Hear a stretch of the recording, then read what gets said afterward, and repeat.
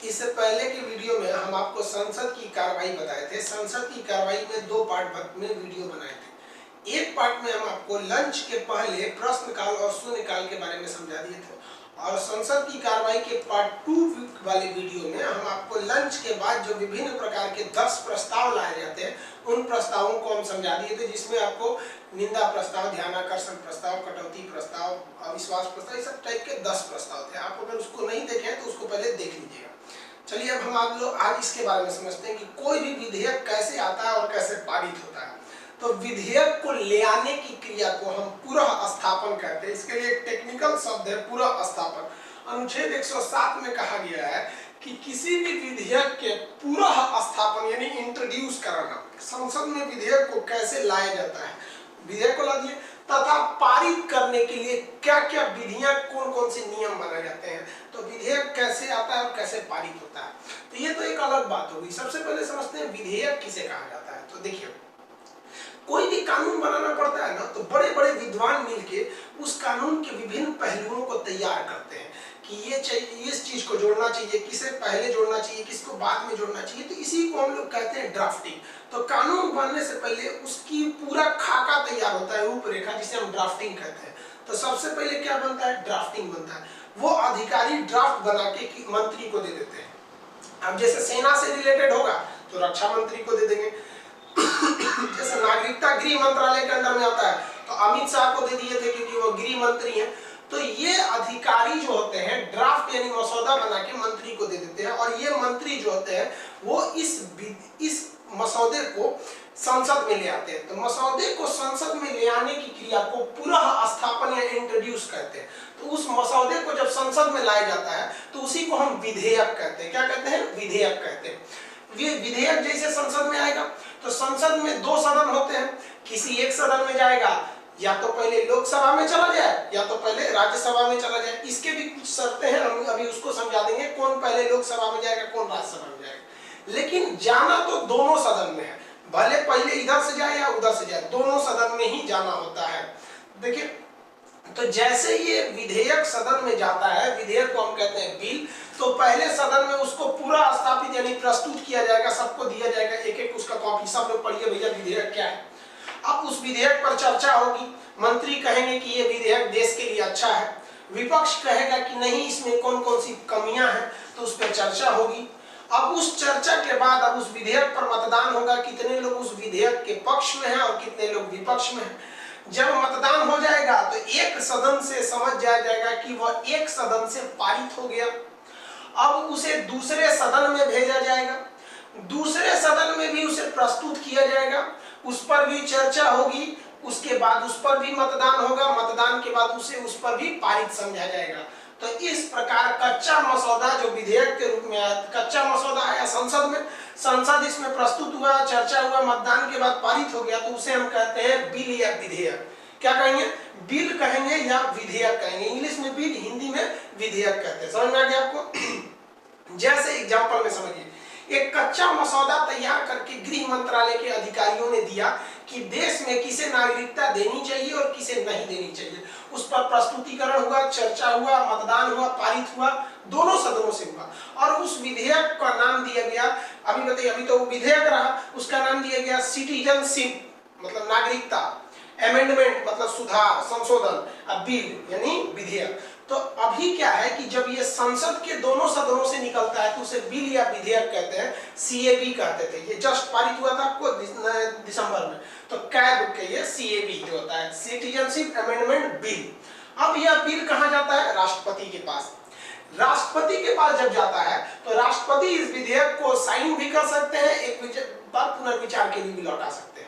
तो जब राष्ट्रपति इस बिल को साइन कर देते हैं ना, तो यही जो बिल होता है वही हो जाता है एक्ट, हिंदी में कहते हैं कानून। अब वो क्या बन जाता है, कानून। जब तक राष्ट्रपति साइन नहीं करेंगे ना तब तक कानून नहीं बनेगा। क्यों, क्योंकि हमारे संविधान में कहा गया है कि कानून बनाने का अधिकार संसद को है। और याद कीजिए, हम आपको संसद पढ़ाए हैं, क्योंकि संसद के तो 3 अंग होते हैं, लोकसभा और राज्यसभा और एक राष्ट्रपति, तीनों होते हैं। तो इस बिल यानी विधेयक पे तो केवल 2 लोगों ने अनुमति दिया है, लोकसभा और राज्यसभा, जबकि संसद का तीसरा अंग तो छूट ही गया। तो जैसे आपका संसद का तीसरा अंग यानी राष्ट्रपति अनुमति दे देता वह क्या बन जाता है बाबू, एक्ट, यानी वो कानून बन जाता है। संसद वो क्या बन जाता है, एक्ट या कानून बन जाता है, और यही पूरे देश में लागू हो जाता है, एक्ट या कानून। समझ में गया? जैसे आप याद कीजिए कि पहले सीएबी पारित हुआ था, सिटीजनशिप अमेंडमेंट बिल, उसके बाद क्या पारित हो गया, सिटीजनशिप अमेंडमेंट एक्ट, सीएए हो गया। तो आप सुने होंगे पहले सीएबी आया था, सीएबी जैसे राष्ट्रपति ने हस्ताक्षर कर दिया वो क्या बन गया, सीएए बन गया। किसी को कोई दिक्कत नहीं है, ये समझ में आ गया आप लोगों को? इतना समझ में आ गया? अब इसको हम लोग एक नॉर्मल भाषा में समझते हैं। सबसे पहले क्या होता है, ड्राफ्टिंग तैयार होती है, ड्राफ्टिंग के बाद क्या होता है, बिल आता है, और बिल के बाद क्या आ जाता है, एक्ट, यानी कानून बन जाता है, वो हमारे लिए कानून बन गया। अब आप नॉर्मल आप विद्यार्थी हैं तो विद्यार्थी की भाषा में समझिए। आपको पढ़ने के बाद एक परीक्षा ली जाती है, एग्जाम लिया जाता है। तो एग्जाम में जब आप क्वेश्चन लिख रहे होते हैं, आंसर उसका, तो ऐसे थोड़ी होता है धाक से लिख देते हैं, पहले सोच विचार करते हैं कैसे कैसे शुरुआत किया जाए, मन में ड्राफ्टिंग बना के फिर उसको लिख देते हैं। आप तो क्वेश्चन लिख दिए, आंसर उसका, एग्जाम में वही हो गया आपका ड्राफ्टिंग। आप क्या लिख दिए, ड्राफ्टिंग कर दिए। अब आपकी कॉपी लेकर उसको जांच करने के लिए भेज दिया जाए। अलग अलग सेंटर की कॉपियां अलग अलग जांच होती है। आप लोग भी मैट्रिक इंटर का एग्जाम दिए होंगे, कॉपी जांच करने के लिए चली जाती है, कॉपी जांच करके उसको आगे किया जाता है। जब कॉपी जांच हो गई तो वो समझ लीजिए कि आपका विधेयक तैयार हो गया। आप क्या बनाए, मसौदा, वो मसौदा ठीक है या नहीं ये एग्जामिनर चेक किया, एग्जामिनर चेक करके फाइनल कर दिया, तो क्या हो गया, विधेयक। अब वो चला जाएगा कंप्यूटर में लोड होने, कंप्यूटर में धीरे धीरे लोड होगा और एक दिन आएगा कि भैया फला तारीख को रिजल्ट का, बोर्ड का एग्जाम रिजल्ट आ गया। रिजल्ट मतलब भी आप अपनी भाषा में समझिए, वो आपके लिए एक तरह भी फाइनल, वाह वाह भाई यही है हमारा फर्स्ट डिवीजन, तो फर्स्ट डिवीजन, फेल तो फेल। समझ में गया? तो सबसे पहले क्या आता है, मसौदा। मसौदा के बाद क्या चीज आएगा बाबू, विधेयक या बिल, और उसके बाद क्या बन जाएगा, एक्ट या कानून। किसी को कोई दिक्कत नहीं है। इसी तरह से कानून बनाए जाते हैं। आगे बढ़े, देखिए कोई भी विधेयक संसद के तीनों अंगों के पास जाना चाहिए, लोकसभा, राज्यसभा, राष्ट्रपति। समझ में? अब कुछ ऐसे विधेयक हैं जो पहले लोकसभा में जाते हैं, कुछ ऐसे हैं जो पहले राज्यसभा में जाते हैं। तो ये समझ में आ गया? तो अभी हम लोग इसको समझ जाते हैं, कौन सा विधेयक पहले लोकसभा में जाता है और कौन सा विधेयक पहले राज्यसभा में जाता है। समझिए, देखिए यहाँ हम एक चार्ट बना दिए हैं, इसमें लिखते हैं स्टार्ट इन लोकसभा, नीचे में लिखे स्टार्ट इन राज्यसभा। देखिए इस भ्रम में कभी मत रहिएगा कि एक सदन में पारित हो गया मतलब पारित हो गया। संसद के कितने अंग, तीन, लोकसभा, राज्यसभा, राष्ट्रपति, इन तीनों को मिला के संसद बनता है, तो तीनों से होके जाएगा। सवाल बस ये पूछता है कि स्टार्ट इधर से हो कि इधर से हो। तो तीन ऐसे विधेयक हैं जिनको फिक्स कर दिया गया है कि तीन ठो इधर से आएगा और तीन ठो इधर से आएगा। समझ में क्या? चलिए देखते हैं ध्यान से। पहला हम स्टार्ट करते हैं लोकसभा से। बजट जो है ना वो पहले लोकसभा में ही आएगा, हाँ बाद में वो राज्यसभा में जाता है, लेकिन स्टार्ट कहां से होगा, लोकसभा से। दूसरा, धन विधेयक कहां से आएगा, लोकसभा से। जब भी आएगा धन विधेयक लोकसभा में आएगा। समझ आ गया यहाँ पे? और कौन सा विधेयक, वित्त विधेयक दो टाइप के होते हैं, पार्ट 1 और पार्ट बी। देखिए पार्ट 2 जो होता है वो किधर से भी आ सकता है, लेकिन पार्ट 1 जो होता है वो जब भी आएगा तो लोकसभा से आएगा। अब ये वित्त विधेयक का पार्ट 1 पार्ट 2 क्या है, धन विधेयक क्या है, वित्त विधेयक क्या है, ये हम आगे समझाएंगे। अभी उसको चर्चा 109, 110 और 117 में है। तो देखिए बजट कहां से आएगा, लोकसभा से। धन विधेयक लोकसभा से।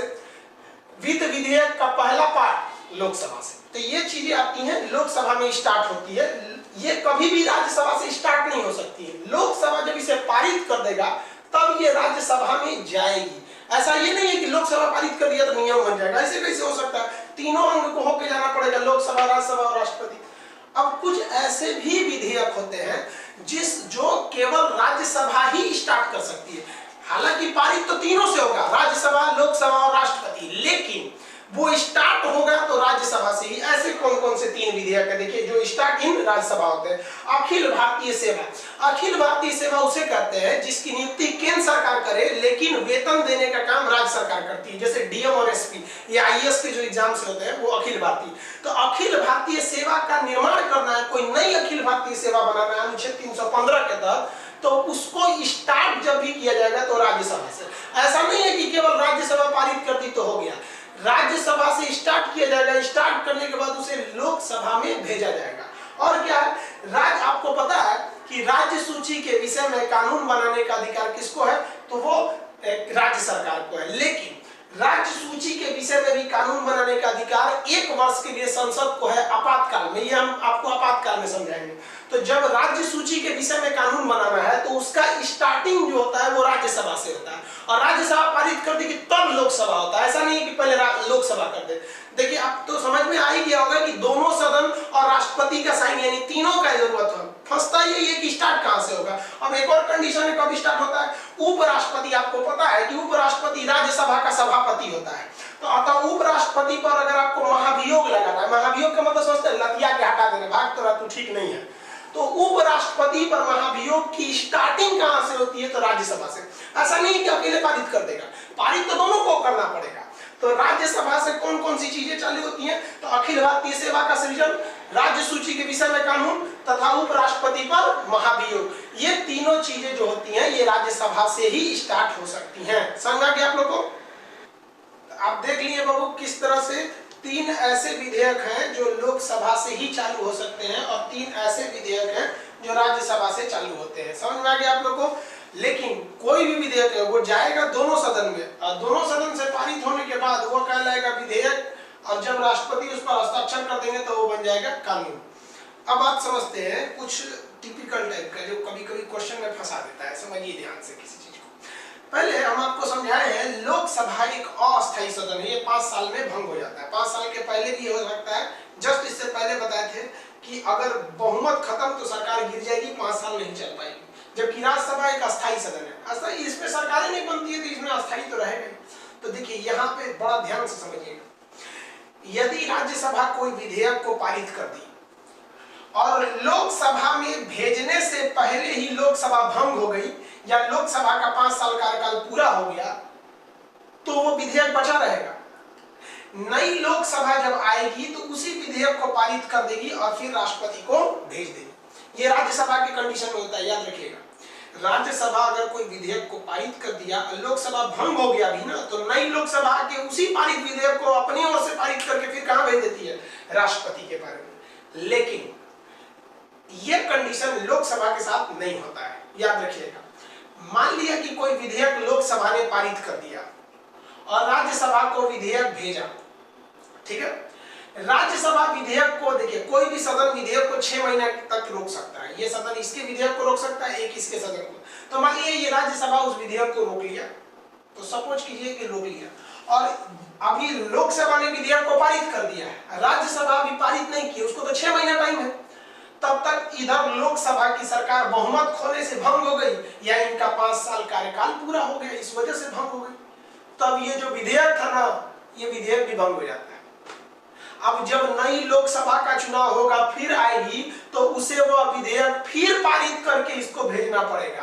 तो समझ में आ गया। ये क्वेश्चन ध्यान से समझिएगा कि यदि लोकसभा द्वारा पारित विधेयक राज्यसभा पारित नहीं किया है और पारित करने से पहले ही लोकसभा भंग हो गई या कार्यकाल खत्म हो गया, तो वो विधेयक भी खत्म हो जाता है।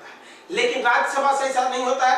यदि राज्यसभा ने किसी विधेयक को पारित करके लोकसभा को दे रखा है, लोकसभा पारित करने से पहले ही भंग हो गई या कार्यकाल खत्म हो गया, तो नई लोकसभा के उसी विधेयक को पारित कर देती है। समझ में आ गया। एक सदन द्वारा पारित विधेयक दूसरा सदन कितने महीने रोक सकता है, 6 महीने रोक सकता है। किसी को कोई दिक्कत नहीं। कैसे कानून बनता है, कैसे नहीं कानून बनता है, ये सारे के बारे में समझ में आ गया आप लोगों को। पहले क्या बनेगा, अधिकारी लोग क्या बनाएंगे, ड्राफ्ट। कानून वाले महान्यायवादी लोग सब मिलजुल के क्या बनाते हैं, ड्राफ्ट बनाते हैं। और ड्राफ्ट के बाद वो कहाँ रखा जाता है, संसद में, और वो क्या बनता है, विधेयक। और राष्ट्रपति जब साइन कर देते हैं तो क्या बन जाता है, कानून। अब एक बात बताइए, हमारा संविधान भी तो एक कानून है। कानून का पूरा क्या है, ग्रुप है कानून का। ये भी तो ऐसे ही पारित हुआ। अब जरा सोचिए, भीमराव अंबेडकर जो थे वो पूरा कानून नहीं लिखे थे, 395 अनुच्छेद नहीं लिखा। हमारे यहाँ तो 90% तो विदेशे से ले आए थे लोग संविधान को। फिर भी अंबेडकर साहब को संविधान का निर्माता क्यों कहा जाता है, ध्यान से समझिए। जो प्रारूप समिति थी ना, ड्राफ्टिंग कमेटी, जिसको मसौदा तैयार करना था पूरा, वो भीमराव अंबेडकर के अधीन थी। तो मेन काम तो भीमराव अंबेडकर ने किया। इसीलिए भीमराव अंबेडकर को संविधान का निर्माता के नाम से जानते हैं। उन्हें इस तरह से प्रस्तुत किया जाता है कि इन्होंने संविधान को बनाया था, क्योंकि उन्होंने, उनके अंडर में ही पूरी ड्राफ्टिंग कमेटी थी। अब ये संविधान बताएंगे तो आपको आगे बताएंगे। ड्राफ्टिंग कमेटी में अकेले भीमराव अंबेडकर नहीं थे, 7 सदस्य थे। तो ये मसौदा समझ में आ गया, अधिकारी लोग बनाते हैं, पढ़े लिखे लोग। जैसे जीएसटी का मसौदा अधिकारी बनाए होंगे, बड़े बड़े इकोनॉमिस्ट के जानकार बनाए होंगे, संसद में प्रस्तुत हुआ, लोकसभा से पारित हुआ, राज्यसभा से पारित हो गया विधेयक, राष्ट्रपति ने साइन किया, हो गया कानून। किसी को दिक्कत? अब कानून को लागू कराना अधिकारी लोगों का काम है। ऐसे ही विधेयक बना था सीए भी आगे बन गया सीए, किसी को कोई दिक्कत नहीं। अब यहाँ एक बात समझने वाली है, ध्यान से समझ। कोई भी मसौदा के बाद क्या बनेगा? विधेयक, विधेयक के बाद कानून। क्या विधेयक हमारे काम का होता है? नहीं। मसौदा हमारे काम का होता है? नहीं। हमारे काम का होता है कानून। अब आप जरा इस चीज को गहराई से देखिए, कानून बनने में कहां कहां बाधा उत्पन्न होती है, कहां कहां अटक सकता है, ध्यान से देखिएगा। वो या तो वो संसद में अटक जाए, पहला रास्ता यहां अटकने का। दूसरा, ससुराली राष्ट्रपति साइन ना करे, कहे ना कर जो अटक जाएगा यहां। तो कोई भी कानून केवल दो जगह अटकता है, या तो वो संसद में अटकेगा, तो या तो वो राष्ट्रपति के पास अटकेगा।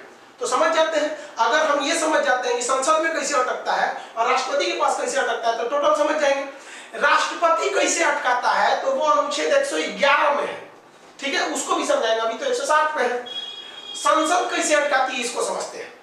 मान लीजिए संसद कैसे अटकाएगी, मान लीजिए लोकसभा ने विधेयक को पारित कर दिया, तो क्या राष्ट्रपति के पास जाएगा? नहीं, राज्यसभा में भी जाएगा। मान लिया कि विधेयक पहले राज्यसभा से पारित था, तो क्या बिना लोकसभा में पारित कराए राष्ट्रपति को भेज देंगे? नहीं, इन ससुरों दोनों को पारित करना पड़ेगा। कभी कभी ससुर दोनों आपस में लड़ जाता है, अपने में बवाल कर लिया, तो ये राष्ट्रपति टुकुर टुकुर देखता है, जो ससुर तुमने अपने में मार कर लिया, हमारे पास कौन ची आएगा। तो जब इन दोनों में विवाद हो जाए, इसको सुलझाने के लिए राष्ट्रपति आते हैं, उसी को कहते हैं संयुक्त अधिवेशन। तो ये संयुक्त अधिवेशन की चर्चा अनुच्छेद 108 में है। तो 107 समझ में आ गया। अब हम लोग नेक्स्ट वीडियो में समझते हैं संयुक्त अधिवेशन क्या होता है। समझ आ रहा है आप लोगों को? तो थोड़ा सा समझिए बाबू, अभी घर पे हैं तो माइक एक्चुअली क्लास में ही छूट गया है, इसलिए आवाज की थोड़ी प्रॉब्लम हो रही होगी, तो थोड़ा इसको मैनेज करिए बाबू, क्योंकि लॉकडाउन में अभी हम लोग निकल नहीं पा रहे हैं कहीं। माइक का जैसे लॉकडाउन में थोड़ी भी छूट मिलेगी, माइक का इंतजाम कर देंगे। आप उम्मीद करते हैं आप ये समझ जाएंगे। अगर कोई भी प्रॉब्लम हो तो आप कमेंट जरूर कीजिए, हम आपके कमेंट का रिप्लाई भी करते हैं, ठीक है। हम आपसे, आपको कोई प्रॉब्लम हो तो आप कमेंट कीजिए। जब तक आप इसका स्क्रीनशॉट लीजिए, फिर नेक्स्ट वीडियो में हम आपको समझा देंगे कि संयुक्त अधिवेशन क्या होता है।